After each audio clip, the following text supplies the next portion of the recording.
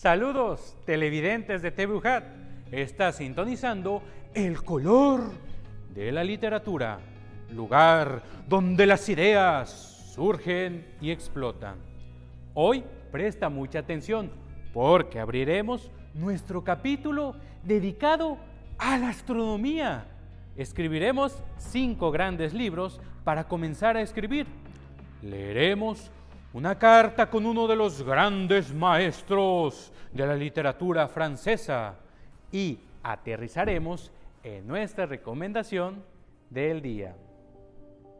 Entre los cuerpos que flotan la cúspide de lo inalcanzable, existe la imaginación del invisible sustrato de ocio que ve y escucha gemir el éxtasis de alegría, donde la creación es apenas una introducción y los siglos un sonámbulo que juega con su sistema solar. Observamos esas luces que iluminan nuestros poderosos planetas, que nutren la sabiduría de nuestros antepasados. Ellos decidieron ejercer una profesión no para idolatrar su carne y sus huesos, sino para humillarse en la verdadera sabiduría. En este capítulo presentaremos una ciencia que estudia y sigue ejerciendo múltiples disciplinas para todos los que amamos ver bajo la lupa esos planetas que geocéntricamente siguen su filosofía y su tiempo. Hablo de la astronomía y de los 5 grandes científicos de la astronomía.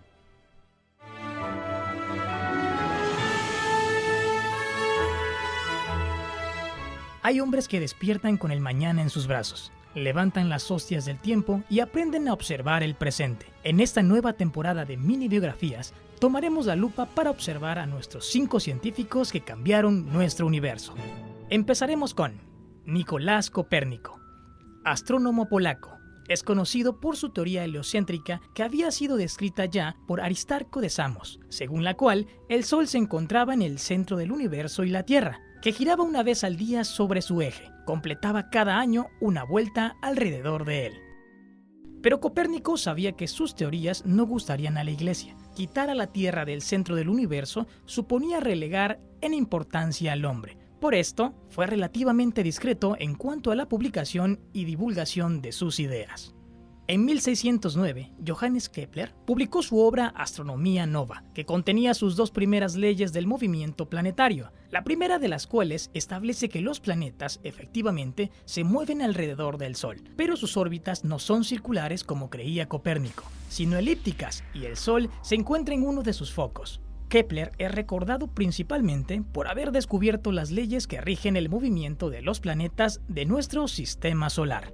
La propuesta de Galileo Galilei apuntaba a que era el Sol y no la Tierra el que se encontraba en el centro del universo y que los planetas y las estrellas giraban en torno a él. La teoría conocida como heliocentrismo había sido propuesta casi 100 años antes por el astrónomo polaco Nicolás Copérnico. Luego que Galileo comenzó a publicar sus descubrimientos astronómicos y su creencia en el heliocentrismo, o el Sol como el centro del universo, fue llamado por Roma para dar respuesta a los cargos presentados contra él por la Inquisición.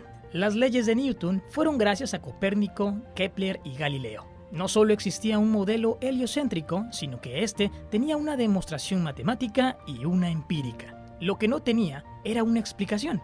Fue Isaac Newton quien, años después, propuso un razonamiento físico de por qué los planetas se mueven como lo hacen, apelando a una fuerza que llamó gravedad. Sobre los cuerpos celestes, una de las fuerzas que actúa es la gravedad, la atracción que sienten entre ellos dependiendo de su masa.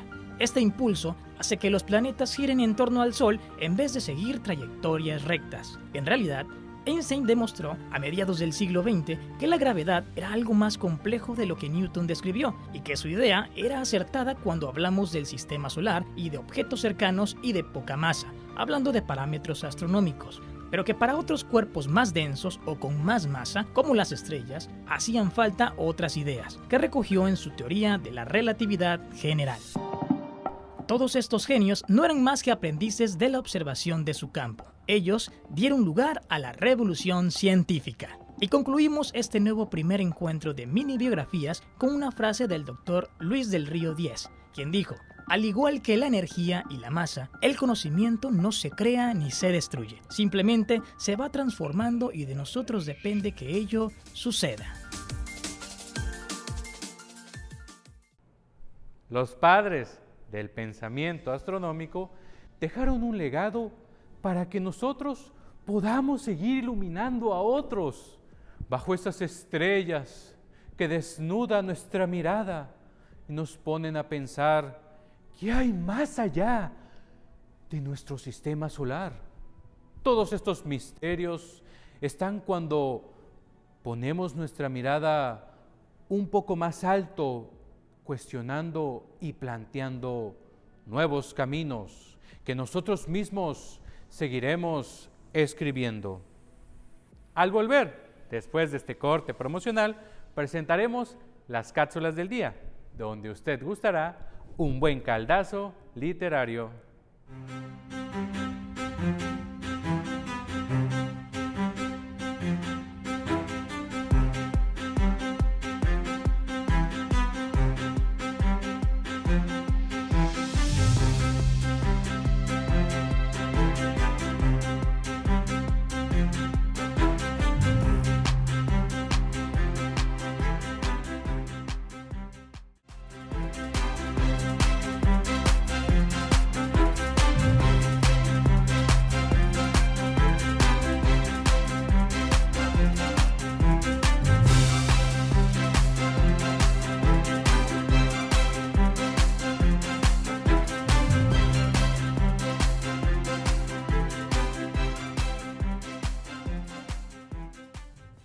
Estamos de regreso. Juan Carlos presenta libros que nos enseñan a escribir nuestros pensamientos para compartirlos con otros. Esta es una de las ramas más humanas, el don de las letras. Y esas letras son la reconstrucción de toda una vida a la odisea del espacio poético.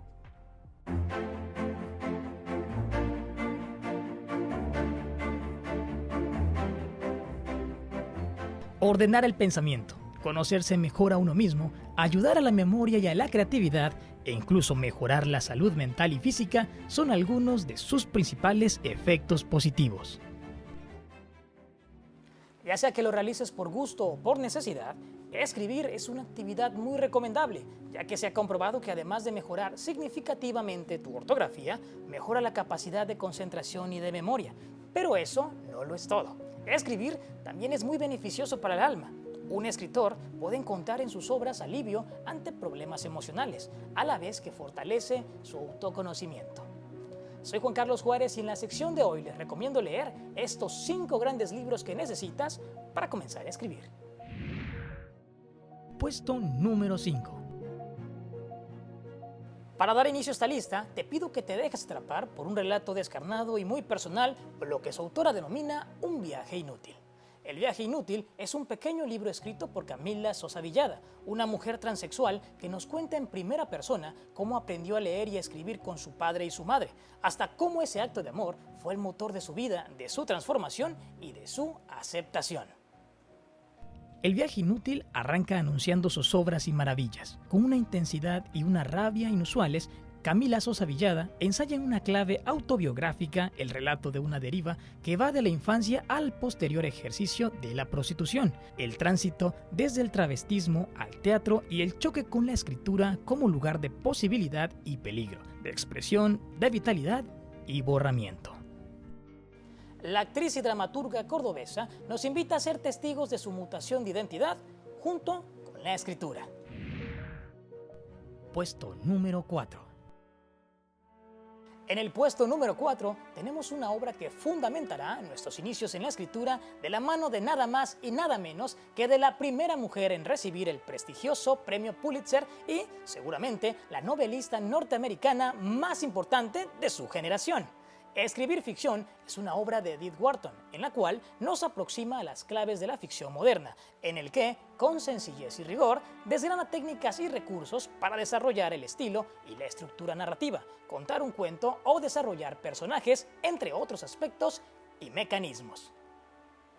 En un inicio, la autora publicó en la revista Scriptness a mediados de los años 20 una serie de ensayos dedicados a la técnica, la práctica y el oficio de la creación literaria. La obra comienza con aspectos generales, desde los mecanismos y enfoques de la ficción moderna y exposición de sus cumbres narrativas, para luego concretar en los siguientes capítulos dedicados a cómo se debe narrar un cuento, cómo se organiza una novela o la construcción de personajes.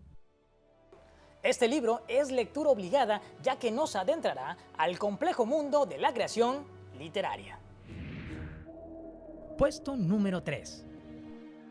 Cuando Stephen King se decidió a escribir sobre su profesión y su vida, un brutal accidente automovilístico puso a ambas en riesgo.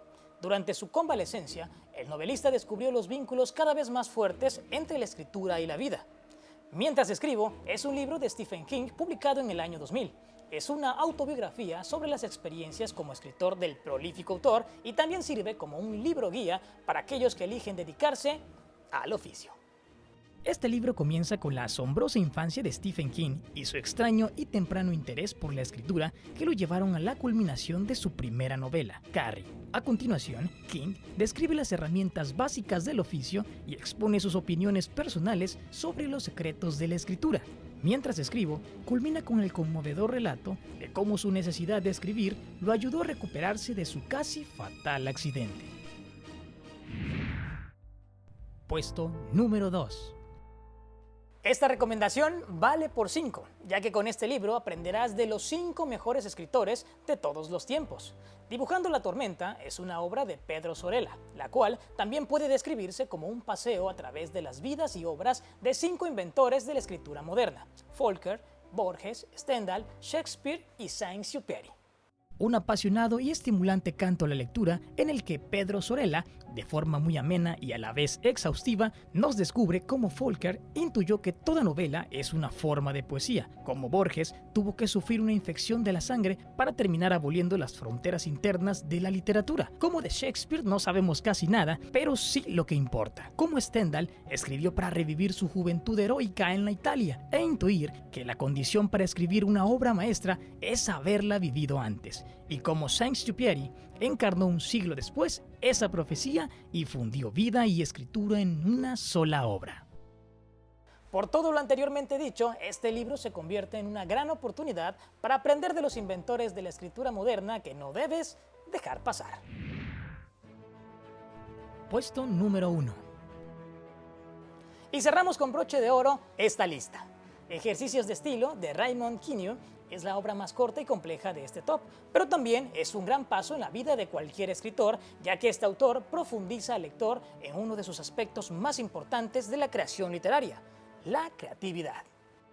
Este libro es un canto a la imaginación. Consiste en una historia trivial, anecdótica, que poco interés puede suscitar en cualquier lector y que solo tiene 2 párrafos, apenas media página. Entonces, Queneau nos muestra el poder de la imaginación. Aplicando una idea concepto a la historia, la vuelve a reescribir de 99 maneras distintas, de forma cada vez más creativa.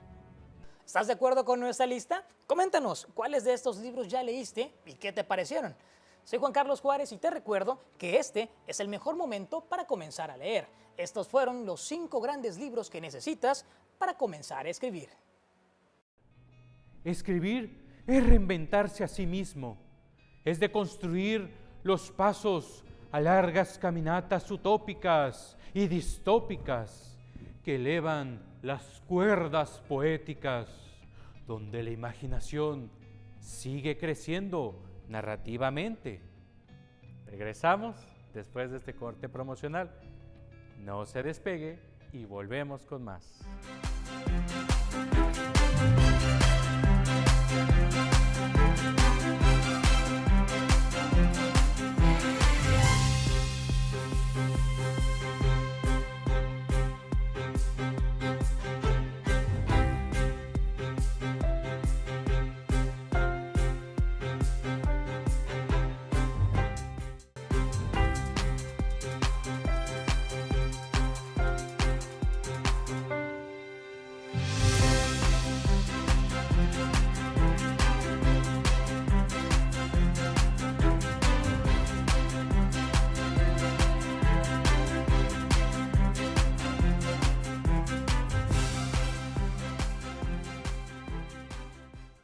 Gracias por acompañarnos de nuevo. Fernanda Torres presenta la carta de un escritor que trastoca los corazones en ardientes cúspides de lenguajes libres. Una rebelión en respuesta contra la dictadura.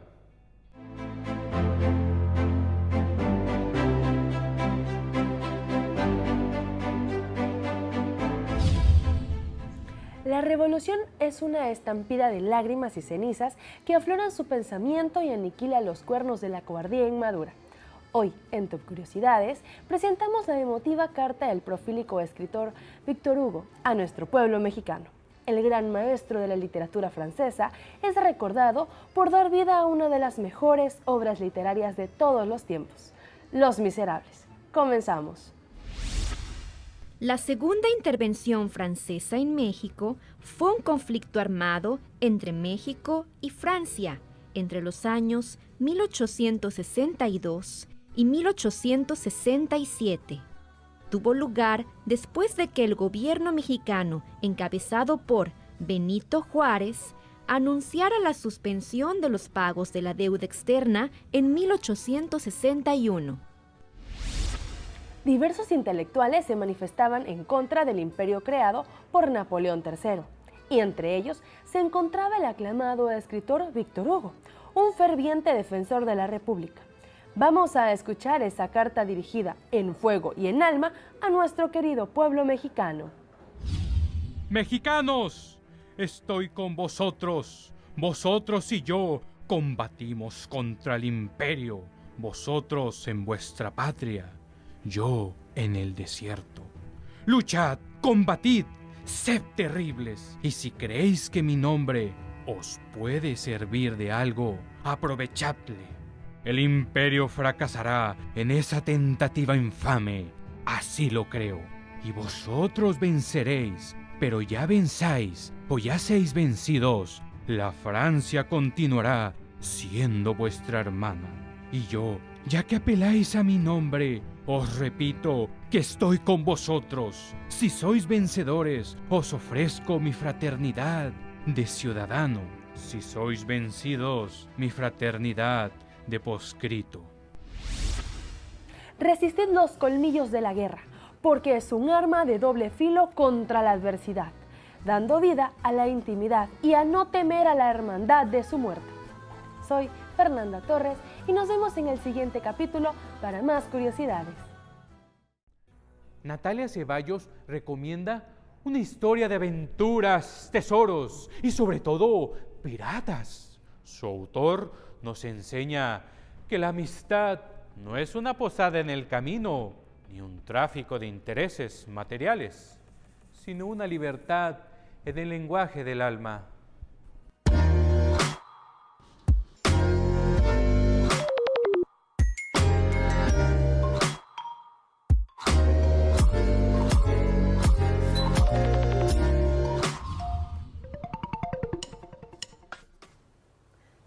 Bienvenidos a otro gran capítulo de recomendaciones.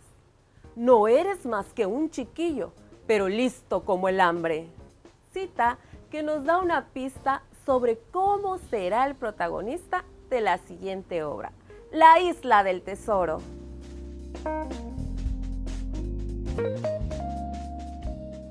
Esta novela vio la luz entre 1881 y 1882. A través de una revista infantil, gracias al escocés Robert Louis Stevenson. Jim Hawkins es sorprendido en la posada de su padre por la visita de un marinero quien luego muere y quien traía consigo un mapa que conduce a un tesoro oculto. Esto desembarca una aventura llena de traiciones y motines. ¿Cómo Jim enfrentará los peligros? ¿Cómo será el tesoro? ¿Qué intentó decir el autor y qué me aportó el libro? Louis Stevenson adopta un tono crítico y una reflexión moral sobre el dinero y las ambiciones que uno puede llegar a tener. ¿Por qué y para quién lo recomiendo? Lo recomiendo porque ha sido la inspiración para muchas historias de películas, cuentos, incluso videojuegos, Y qué mejor forma de conocer historias sobre tesoros que conocer una de las pioneras en el tema. Y me despido con una frase del libro que dice: la marea es fuerte y nos desvía, hay que remar con más fuerza, hay que luchar contra corriente.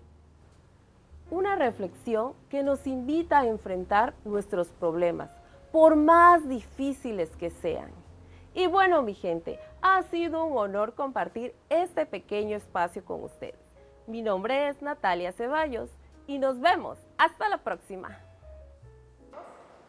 Amigos, hemos llegado a la última hoja de este capítulo. Antes de finalizar, Juan Villegas presentará la siguiente frase de amor por Mario Vargas Llosa. Nunca digas que amas a alguien si nunca has visto su ira, sus malos hábitos, sus creencias absurdas y sus contradicciones. Todos pueden amar una puesta del sol y la alegría. Solo algunos son capaces de amar caos y decadencia. Mi nombre es Juan Villegas. Te mando un abrazo. Hasta pronto.